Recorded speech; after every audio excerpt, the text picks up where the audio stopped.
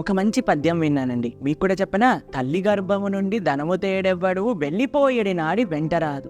లక్షాధికారైన లవణమన్నమే కాని మెరుగు బంగారంబు మింగపోదు. పిత్తమార్జన చేసి ఫిర్రవీగుటె కాని దాన ధర్మము లేక దాచి దాచి తుదకు దొంగలకిత్తురో దొరలకగునో. తేనె జుంటీగలివ్వవా తెరువులకు, భూషణ వికాస శ్రీధర్మపుర నివాస దుష్ట సంహార నరసింహ దురిత దూర. ఇక్కడ కవి చెప్తారండి, ఎంత సంపాదించినా సరే మనం ఆహారమే కదా తినేదండి, బంగారం తినం కదండి. అలానే ఎంత కూడబట్టిన సొమ్ము కూడరాదు అని అంటారు ఈ పద్యంలో. మనం ఎంత డబ్బులు సంపాదించినా సరే ఎలా పోలిస్తారో తెలుసా అండి? తేనెటీగ ఎంతో కష్టపడి అంత తేనె తెట్ట చేసి చెట్టు పైన పెడుతుంది, కానీ ఏ వేటగాడో వచ్చేసి కొద్దిగా ధూపం వేసేసి తీసుకెళ్ళిపోతారు. అయితే చెప్పాలనుకునేది చాలా సులువైన విషయం అండి. ఏంటో తెలుసా అండి? ధార్మికంగా సంపాదించండి, ధర్మం కోసం కూడా ఖర్చు పెట్టండి, అంతే.